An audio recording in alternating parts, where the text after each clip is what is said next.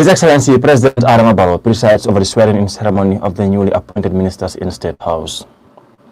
A delegation from the International Atomic Energy Agency, who are in study tour in the country today, met President Barrow at State House. The Minister of Transport appeared before National Assembly members to answer questions from the lawmakers. The outgoing Minister of Tourism and Culture, who is now redeployed to the Ministry of Lands, has defended his decision to dissolve the Gambia Tourism Board during the peak of the coronavirus. At least 35 institutions, including government hospitals, have been given an authorization certificate by the Gambia Public Procurement Authority. The Kenyan government is set to release Sakola cult victims' bodies for burial. Well, those are the main headlines in this news bulletin. I am your presenter, Mutlamin Job.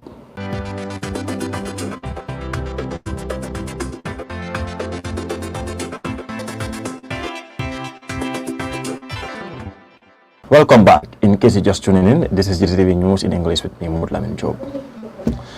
Now the news in details. The Gambian President Adama Barrow has presided over the swearing-in ceremony of the newly appointed cabinet ministers and permanent secretaries at the ceremony held at State House in Banjul.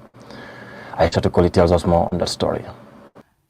Acting under Section 71(3) of the 1997 Constitution, His Excellency President Adama Barrow has presided over the swearing-in of newly appointed ministers. The newly appointed ministers are Tourism and Culture, Abdoulaye Diop, Interior Minister Abdoulaye Sanyang, Minister of Basic and Secondary Education, Ms. Hadijatu C, Nani Juara, Minister for Petroleum and Energy, Hamad M.K. Bah, Minister for Lands, Religious Affairs and Local Government, Dr. Ismaila Cisse, Minister for Information. Similarly, acting under Section 172(2) of the 1997 Constitution, His Excellency President Adama Barrow also appointed Kemo Conte and Seinabu Ancha Cisse, members of the Public Service Commission. As prescribed by law, the newly appointed ministers and members of the PSC took the prescribed oath of allegiance, oath of due execution of office, and oath of secrecy.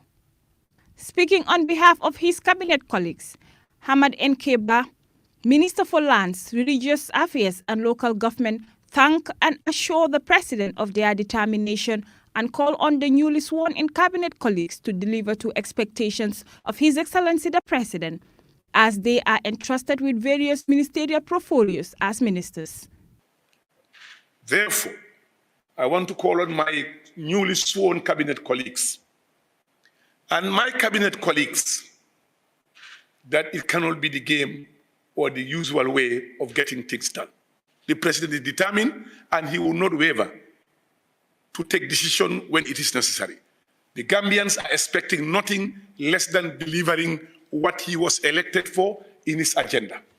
And in that ultimate desire of His Excellency the President, Addressing the newly appointed ministers, President Adama Barrow congratulated the newly appointed ministers and members of the PSC, adding that serving as a member of the executive comes with a great expectations and responsibilities, and urged ministers to work as a team for the attainment of the Urua agenda. Serving as a member of the executive or cabinet comes with great expectations and responsibilities. Cabinet calls for collective leadership. Hence, ministers are expected to work as a team to support government through policy and program advocacy and implementation. I believe that the appointees are aware of this and will join us as a team members to support one another for attainment of the Irua agenda. Our collective goal is to advance the cause of all Gambians. I have no doubts in their capabilities and ability to deliver on their mandates. He outlined the need for improvement in the performance service delivery of the public sector, adding that the different reform programs demand positive transformation in work ethics and attitude to duty. Ladies and gentlemen, it is almost 6 decades of self-rule for the Gambian nation. Yet performance and service delivery in the country require much improvement. For this reason, let us no longer condone food dragging, indifference, or negligence in service delivery. Our reform programs, whether within the civil service, state-owned enterprises, the security sector, or legal sector, demand positive transformation in work ethics and attitude to duty. President Barrow advised the Public Service Commission to focus on monitoring and ensuring discipline in the civil service, adding that indiscipline should not be tolerated, in particular among senior officials. Similarly, the Gambian leader also said lateness and leaving office before closing time, which is relatively common, should be stopped. Aisha Tukoli, Gambian Talents TV News. And still in the State House, President Adama Barrow on Friday received a delegation from the International Atomic Energy Agency at the State House in Banjul. This followed a request made by the delegation last year through the Ministry of Health. Aisha Tukoli again. President Adama Barrow on Friday received a delegation from the International Atomic Energy Agency at the State House in Banjul. The delegation of the International Atomic Energy Agency, in collaboration with World Health Organization and other UN agencies, are in the country on a research mission on cancer to assess the capacities and needs in improving the cancer control program. After a closed-door meeting with His Excellency Adama Barrow, Mr. Alfred Karagamaina outlined the outcome of their meeting with His Excellency the President. To understand what are some of the strengths that the country has in terms of addressing cancer comprehensively. That means being able to look at all elements of cancer control, from prevention, diagnosis, treatment, and palliative care. And this has culminated into this one-week mission that will help us to, first of all, understand further in detail how these capacities exist in the country, but also more importantly, to be able to identify potential areas of collaboration between the country and the 3 UN agencies. The Minister of Health, Amadou Lamin Samate, thanked the delegation for visiting Gambia to assess the situation and commend Her Excellency the First Lady for her continuous support towards the fight against cancer in Gambia, adding that the government of President Adama Barrow has come up with strategies in setting up a cancer control program unit for early diagnosis. A lot of cancer patients need radiotherapy to have holistic treatment. Radiotherapy is not available in the Gambia. Government is working hard with partners to ensure that we have a holistic approach when it comes to cancer control. That is the prevention, as mentioned by our colleague, Dr. Karaku, diagnosis, treatment, and palliative care, so that there is a continuum of care for cancer, and that is the control strategy. But for us to engage the partners and to know where we are, there has to be an assessment so that we look at what prevails, what the circumstances are with regards to cancer control. And that is why the team is here on our invitation to support the country in dealing with cancer. Gambia is one of the signatories to the International Atomic Energy Agency Convention, which made it possible to have the support from the agency. Aisha Tukoli, Gambian Talents TV News. The Gambia's Minister of Transport, Works and Infrastructure on Wednesday appeared before lawmakers to answer questions. The oral questions and answers saw MPs ask Ibrahim Asila about the daily plight of transportation in the country. Fatou Baji was at the parliament during the session and she now reports. As he took the podium, ready to answer questions from the National Assembly members, Ibrahim Asila, accompanied by his permanent secretary, the lawmakers asked him about the traffic congestion. Answering the questions from the National Assembly member of Upper Salem, this is what Minister Silla has to say. In accordance with the Gambia Roads and Technical Service Authority Act of 2006, the National Road Authority acts as the implementing agency on behalf of the government of the Gambia in all major road projects as part of its construction function. This includes, but not limited to, the managing the procurement processes and also contracts management. It is important to note that the implementation of road projects depends on several factors, such as the source of funding. Whereas the funding is from an external source, the procurement process is dictated by the terms and conditions of the donor. This, in most instances, calls for the recruitment of a consultant and contractor to execute the works. Meanwhile, he also gave details about the traffic congestion on the Banjul-Brikama highway. Thank you, Honorable Speaker. The Ministry of Transport, Works and Infrastructure recognizes the challenges posed by the increasing traffic, especially between Banjul and Brikama. However, with the anticipated completion of the battle-hardened highway and the new EPC projects in lots 5 and 6, we are hopeful that congestion will be minimized. Additionally, the ministry is working with partners to launch the feasibility studies for the Stinkona Abuko Mandinarim Bypass Road as a potential PPP project. This road, when completed, Honorable Speaker, will relieve the Westfield Tabokoto stretch, particularly for Brikama-bound traffic. National Assembly member for Old Union constituency raised the issue of building pedestrian crossing and roads along the OIC road for safety. Send the NRA there. I hope the DMD, Sumare, I hope you are listening. I mean, maybe you can send your team to the coastal road and then see this particular area where the jar oil is. If we can do something quickly just to allow traffic to flow while we are doing the proper survey, please, yeah. Reporting for Gttv News, I am Fatmata Esbai. The outgoing Minister of Tourism and Culture, Hamad Ba, has unapologetically defended the decision to dissolve the Gambia Tourism Board for flouting its directives during COVID-19 outbreak. Speaking at a news conference at the Gambia Tourism and Hospitality Institute, he said he directed the board chair to demonstrate some responsible feeling of empathy and sympathy for those that have lost everything during the peak of the coronavirus outbreak. Adama Makasuba reports. The outgoing Minister of Tourism and Culture, Hamad Ba, has unapologetically defended his decision to dissolve the Gambia Tourism Board for what he called flouting his directive during the COVID-19 outbreak in 2020.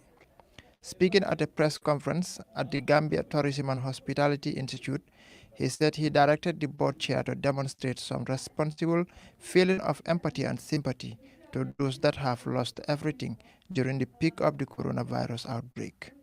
I am talking to you on an issue that has been an issue unnecessarily for a while. That is, when COVID came, all the hotels were closed. All tourism facilities were closed. They went on to ground zero.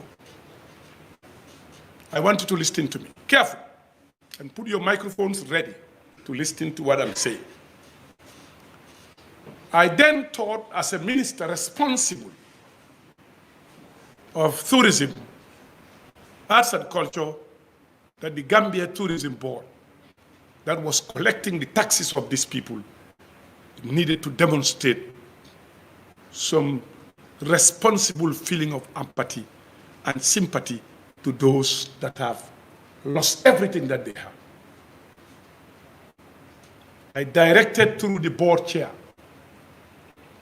that let them be on part-time, to also show solidarity to others who are on ground zero.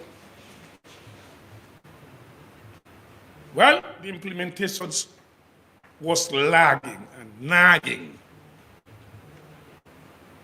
And I am responsible of taking decisions that I deem to be fit and necessary. According to him, after a month into his directive that he claimed was flouted by GT board, that he unapologetically dissolved the board. When I realized that there was a strong resistance to my directives,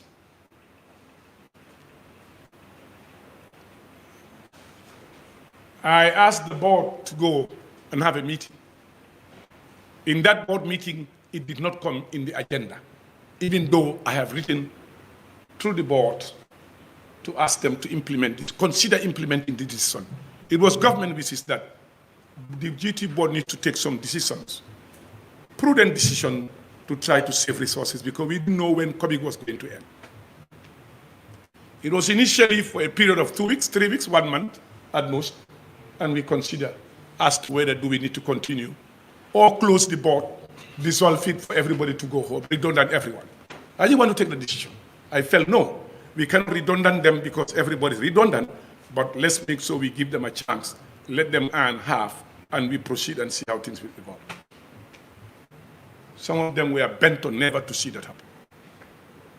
And we realized that the board also was not acting the manner and the speed we wanted this thing to be done.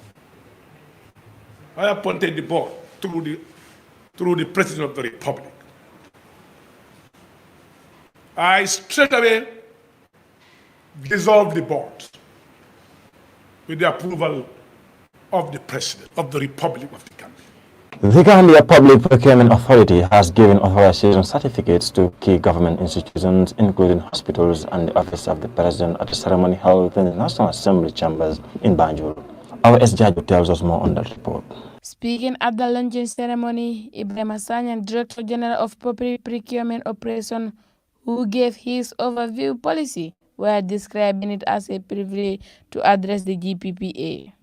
The Gambia Public Procurement Authority is created by an Act of Parliament purposely to regulate government procurements in the Gambia and all other operations. Director of Procurement Policy and Operations. It is my privilege to address you today on the authorization program recently sanctioned by the new Public Procurement Act 2022. First, let me mention that the GPPA is created by an Act of Parliament purposely to regulate government procurements in the Gambia, and all operations of the authority are guided by an act. He said that GPPA, Gambia Public Procurement Authority, marks another significant paradigm shift in our approach to procurement governance. For the Gttv, Director General of Public Procurement, while describing the day to signify another milestone, will be authorized to conduct their procurements independently when they are assessed and found to have adequate capacity to do so.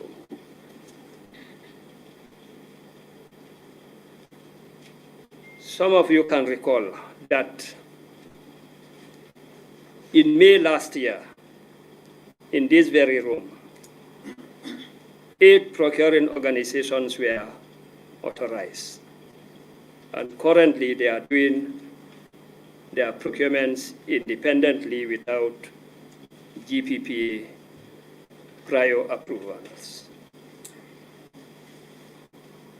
The authorization of 27 institutions by the Gambia Public Procurement Authority today marks another significant paradigm shift in our approach to procurement governance. According to him, this authorization ceremony will increase to 35, as he added that authorization of public procurements brings forth multitude to effects and impacts positively on procurements by employing these institutions to conduct. Organizations can promptly address the specific requirements and challenges faced by their respective institutions. This agility translates into swifter project implementation, reduced bureaucratic hurdles, and ultimately enhanced service delivery to our citizens. Furthermore, decentralization fosters innovation and creativity. Empowering institutions to manage their own procurement processes encourages them to explore innovative solutions tailored to their unique needs and circumstances across various sectors of the economy. This freedom to innovate drives efficiency and cultivates a culture of continuous improvement, where lessons learned from decentralized procurement initiatives can be shared and replicated across different sectors. Additionally, decentralization promotes transparency and accountability. He added that the authorization of public procurement brings forth and multitudes of effects and impacts positively on procurement by employing these institutions to conduct procurement at institutional level without previous rescues, organization procurements. Will not focus on prior review of procurements conducted by these authorized organizations. Oversight remains paramount. Entrusting institutions with procurement responsibilities places the onus on them to uphold the highest standards of transparency and integrity.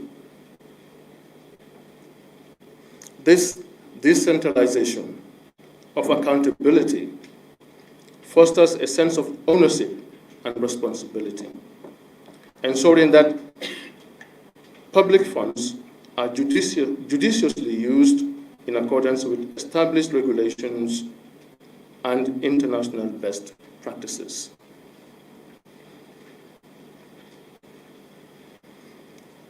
The authorization is valid for a period of 2 years, after which each organization will undergo a review to assess their performance within the said period.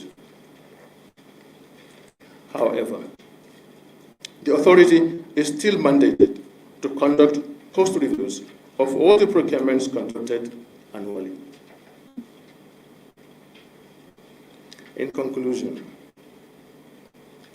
the decentralization of public procurement signifies a fundamental shift towards a more responsive, innovative, and accountable governance framework. As we authorize these 27 procuring organizations today, let us seize this opportunity to harness the full potential of decentralization in driving sustainable development and prosperity for all Gambians. Our Dayo, Gambian Talents TV News. Well, that leads us to our first commercial break, and when we come back, we shift our attention to the international scene.